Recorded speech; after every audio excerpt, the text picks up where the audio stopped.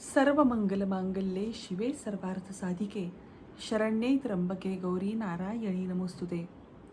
नमस्कार बंधू भगिनींनो, मी वृषाली भक्तिसागर या आपल्या यूट्यूब चॅनलमध्ये तुम्हा सर्वांचं मी अतिशय मनापासून स्वागत करते. पैसा, धन हे किती महत्त्वाचं आहे हे खरं तर मी वेगळं सांगायला नको. प्रत्येक पावलोपावली आपल्याला पैशांची गरज लागते.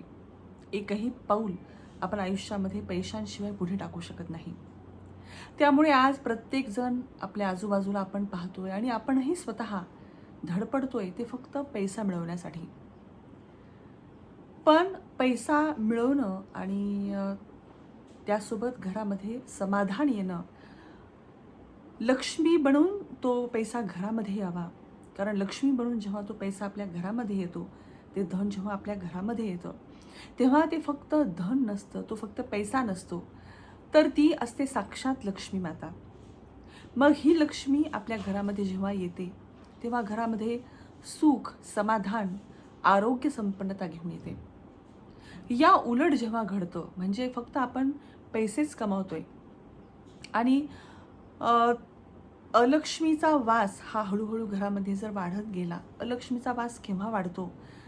तर जेव्हा आपण काही गोष्टींचं आचरण करत नसू घरामध्ये, देवाचं व्यवस्थितशीर आपण काही करत नसू, आपली उपासना थोडीशी काही कमी पडत असेल, त्याचप्रमाणे शुचिर्भूतता जर आपल्या घरामध्ये कमी पडत असेल, तर हळूहळू येणारा पैसा तर भरपूर येतो, सगळं काही आपल्याला आलिशान मिळायला लागतं, पण हळूहळू कशा प्रकारे एक घरामध्ये नकारात्मक ऊर्जा साठायला लागते, घरामध्ये नकारात्मक ऊर्जा वाढायला लागते, हे आपल्याला सुद्धा कळत नाही.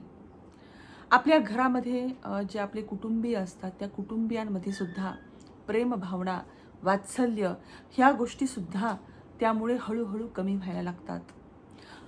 परस्परांमध्ये तेढ निर्माण होते. त्या तेढाचं, त्या वादाचं रूपांतर हळूहळू भांडणामध्ये व्हायला लागतं आणि मग आपल्या लक्षातच येत नाही की सगळं काही आहे घरामध्ये, कशाचीही कमी नाही आहे. मग असं असताना सुद्धा घरामध्ये प्रसन्नता का वाटत नाही? घरामध्ये कुटुंबियांमध्ये वादविवाद का होत आहेत? का परस्परांमध्ये प्रेम नाही आहे? का एकमेकांशी जमत नाही? पती पत्नींचं असो, आईवडिलांचं मुलांशी असो, सासू सुनांचं असो, जी कुणी नाती घरामध्ये असतील, त्या एकमेकांसोबत फारसं का तेवढं जमत नाही आहे? का एकमेकांबद्दल प्रेम वाटत नाही आहे?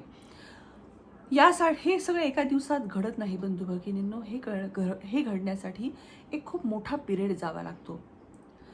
आपल्याला असं वाटतं की 1-2 दिवस जर आपण चुकीच्या गोष्टी केल्या, 1-2 दिवस जर आपण शुचिर्भूतता नाही पाळली घरामध्ये, 1-2 दिवस जर आपण देवपूजा नाही केली किंवा योग्य ती उपासना नाही केली, तर त्याने काय फरक पडतो? खरं तर 1-2 दिवसात त्याने काही फरक पडतच नाही फारसा. जसं जसं काळ जायला लागतो, एक 6 महिने, 1 वर्ष, 1.5 वर्ष, 2 वर्ष, त्यानंतर 2-2.5 वर्षानंतर कुणाकुणाला त्या अगोदर किंवा कुणाकुणाला थोडासा उशिरासुद्धा असे रिझल्ट दिसायला लागतात आणि मग आपण अध्यात्म या गोष्टीकडे हळूहळू वळायला लागतो. जेव्हा सगळंच असून काहीच नाही अशी भावना येते, तेव्हा मग आपल्याला असं वाटतं की काहीतरी असं नाही आहे की जे आता आपल्याला मिळवायचं, ते आपल्याला शोधायचं आणि तेव्हा आपण थोडंसं उपासनेकडे वळायला लागतो.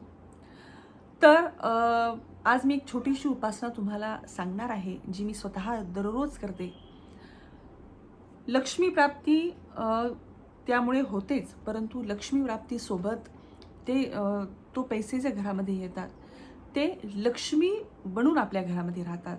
आपल्या घरामध्ये सुख, समाधान, आरोग्य निर्माण करतात, परस्परांमध्ये प्रेम निर्माण करतात, सामंजस्य निर्माण करतात.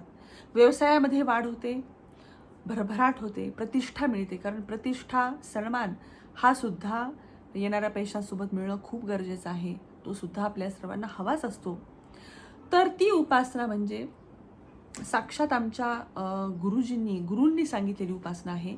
आमचे गुरु म्हणजे परमपूज्य श्री अग्निहोत्री श्री यज्ञेश्वर सेलुकर महाराज यांनी ती उपासना सांगितलेली आहे आणि आम्ही सर्व गुरु बंधू भगिनी सामूहिकरित्या किंवा सामूहिकरित्या तर ही उपासना आम्ही करतोच, परंतु दररोज आपल्या घरी आपण एकटेसुद्धा किंवा पती पत्नी मिळूनसुद्धा किंवा मुलांसोबतसुद्धा ही उपासना आपण करू शकतो. तर ती उपासना म्हणजे श्रीसूक्ताचं हवन ही आहे. श्रीसूक्त म्हणजे अ, महालक्ष्मीची स्तुती आहे. महालक्ष्मीची तिचा गौरव आहे त्या श्रीसूक्तामध्ये केलेला. श्रीसूक्त आपल्या सर्वांना माहितीच असेल. आपण जेव्हा एखादी घरामध्ये पूजा असेल तेव्हा गुरुजींकडून श्रीसूक्त आपण ऐकलेलं असतं किंवा एखाद्या मोठ्या पूजेच्या प्रसंगी आपण जेव्हा अभिषेक करतो तर तेव्हा अभिषेकसुद्धा आपण श्रीसूक्ताचा करत असतो. श्रीसूक्ताचं हवन हे तितकंच किंवा त्याहूनही थोडंसं जास्त प्रभावशाली आहे. हे जर दररोज आपण सकाळी शुचिर्भूत होऊन केलं आणि सकाळी जर जमत नसेल तर सायंकाळी जर आपण तिन्ही सांजेला जर केलं, दिवे लागणीला जर आपण आपल्या घरामध्ये श्रीसूक्ताचं हवन केलं तर ते खूप उत्तम आहे. आता श्रीसूक्ताचं हवन कसं करायचं, तर त्यासाठी आपल्याला एक कुंड आपल्या घरामध्ये असतं, तांब्याचं कुंड. तर ते कुंड लागणार आहे. त्यानंतर आपल्याला गाईच्या शुभा लागणार आहेत, म्हणजे ज्याला आपण कुणी गौरी म्हणतं, कुणी शुभा म्हणतं. तर त्या गाईच्या गौरी शुभा हे आपल्याला लागणार आहेत आणि फक्त आपल्याला साजूक तूप लागणार आहे. अजूनही समिधा त्याला असल्या तर खूप उत्तम आहे, परंतु त्या जर नसल्या तरी सुद्धा काहीही फरक पडत नाही. त्यानंतर एक कमळगट्टेची बी बाजारामध्ये आपल्याला विकत मिळते. ती जर मिळाली तर खूपच उत्तम आहे, पण ती जर नाही मिळाली तर आपल्याला नुसतं साजूक तूप असेल तरी सुद्धा चालतं. दररोज आपण शुचिर्भूत होऊन सकाळी किंवा तिन्ही सांजेला आपल्याला देवासमोर बसायचं आहे. आपण ती थोडीशी जागा गोमूत्राने स्वच्छ करून घ्यायची आहे एका कपड्याने. त्यानंतर त्यावर एक हळदीचं स्वस्तिक काढायचं आहे आणि त्यावर आपल्याला हा तांब्याचा कुंड छोटासा ठेवायचा आहे. तांब्याच्या कुंडाच्या खाली एक त्याचं स्टँड मिळतं. ते जर आपण स्टँड ठेवलं तर आपली फरशी खराब होणार नाही. तर त्यामुळे त्या स्टँडवर हे कुंड ठेवायचं. त्यावर या शुभा आपण तुकडे करून 2-4 शुभा टाकायच्या, थोडासा कापूर टाकायचा आणि एका वाटीमध्ये आपल्याला तूप गरम करून घ्यायचं आहे आणि एका छोट्या फुलपात्रामध्ये पाणी घ्यायचं आहे. एक संध्यापळी घ्यायची आहे आणि श्रीसूक्त आपल्यासमोर घ्यायचं आहे. श्रीसूक्त तुम्हाला बाजारामध्ये विकतही त्याची प्रिंट मिळेल, गुगलवर मिळेल. फक्त आपण एरवी अभिषेकाच्या वेळेस स्वाहा असं म्हणत नाही. आपल्याला हे हवन करत असताना प्रत्येक श्लोकानंतर, प्रत्येक ओवीनंतर आपल्याला स्वाहा असं म्हणायचं आहे आणि त्या साजूक तुपाची आहुती आपल्याला त्या कुंडामध्ये सोडायची आहे, द्यायची आहे आहुती. आपल्याला आहुती याच्यासाठी द्यायची आहे की म्हणजे एकूण 16 याच्यामध्ये श्लोक आहेत आणि 16 वेळेस आपल्याला 16 आहुत्या द्यायच्या आहेत. सुरुवातीला केशवाय स्वाहा, नारायणाय स्वाहा, माधवाय नमः स्वाहा असं आपल्याला म्हणून आचमन करून त्यानंतर आपल्याला संकल्प सोडायचा आहे हातामध्ये पाणी घेऊन की जी जी आपल्या मनामध्ये इच्छा आहे, लक्ष्मी प्राप्ती व्हावी, घरामध्ये सुख समाधान आरोग्य संपन्नता नांदावी, वैभव नांदावं, हे असं जे काही आपल्याला म्हणायचं आहे ते सगळं आपण हातामध्ये पाणी घेऊन तो संकल्प आपल्याला सोडायचा आहे का तांबणात ते पाणी सोडायचं आहे आणि त्यानंतर आपल्याला अग्नी प्रज्वलित करायचा आहे. अग्नी प्रज्वलित केल्यानंतर सर्वप्रथम आपल्याला अग्नीची पूजा करायची आहे. हळद, कुंकू, अक्षता, थोडीशी साखर व्हायची आहे त्या अग्नीमध्ये आणि त्यानंतर आपल्याला श्रीसूक्ताच्या हवनाला सुरुवात करायची आहे. श्रीसूक्ताचं हवन करत असताना मी आत्ता सांगितल्याप्रमाणे प्रत्येक ओम हिरण्यवर्णां हरिणीं सुवर्ण रजतस्रजां चंद्रान हिरणमयीं लक्ष्मीं जात वेदोम आवह अशी ही झाली एक आवर्तन, एक श्लोक झाला, एक ओवी झाली. त्यानंतर आपल्याला एक आहुती त्या कुंडामध्ये द्यायची आहे चांगल्या तुपाची. अशा 16 आहुत्या आपल्याला द्यायच्या आहेत आणि त्यानंतर फलश्रुती आहे. अतिशय डोळे झाकून शुद्ध अंतःकरणाने हात जोडून त्या लक्ष्मीसमोर आपल्याला ती फलश्रुतीचं वाचन करायचं आहे. काही फार वेळ लागत नाही या हवनासाठी. 5 ते 10 मिनिटसुद्धा खूप झाले. 10 मिनिटामध्ये आपलं हे श्रीसूक्ताचं हवन संपन्न होतं. तुम्ही जेव्हा श्रीसूक्ताचं हवन कराल त्यानंतर काही दिवसातच तुमच्या असं लक्षात यायला लागेल की घरामध्ये खूप प्रसन्न आणि खूप छान वाटते. कारण कुठलंही हवन जेव्हा आपण करतो तेव्हा त्या हवनानंतर घरामध्ये एक वेगळीच सकारात्मकता आपल्याला जाणवायला लागते. आपल्याकडे जेव्हा मोठ्या पूजा असतात तेव्हा पूजा, कुठलीही मोठी पूजा ही हवनाशिवाय संपन्न कधीच होत नाही.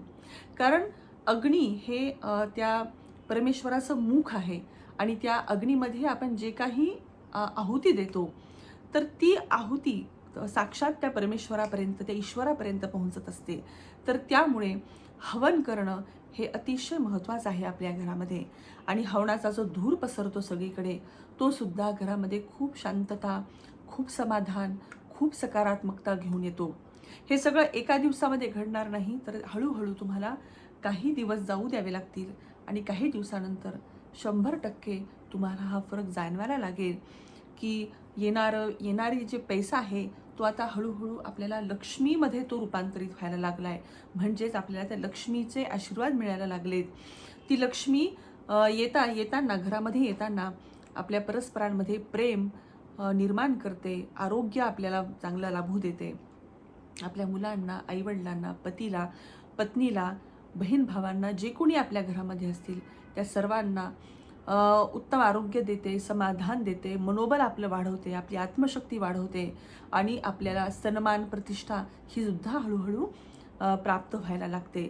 तर त्यासाठी बंधू भगिनींनो, लक्ष्मी प्राप्तीसाठी आपल्याला श्रीसूक्ताचं हवन करणं, दररोज हवन करणं हे खूप आवश्यक आहे. दररोज जर जमत नसेल काही कारणांनी तर किमान प्रत्येक शुक्रवारी तरी सुरुवात तुम्ही करा. शुक्रवारी हळूहळू सुरुवात केल्यानंतर तुमच्या लक्षात येईल की याला काही फारसा वेळ लागत नाही आणि मग तुम्ही ही उपासना दररोज करायला लागाल. तर अशा प्रकारे लक्ष्मी प्राप्तीसाठी श्रीसूक्त हवन किती महत्त्वाचं आहे हे आज आपण पाहिलं. या लक्ष्मी प्राप्तीसाठी अजून आपल्याला काय काय करता येईल हे आपण पाहणारच आहोत या यूट्यूब चॅनलच्या माध्यमातून. तोपर्यंत इथेच थांबूया. जय जगदंब.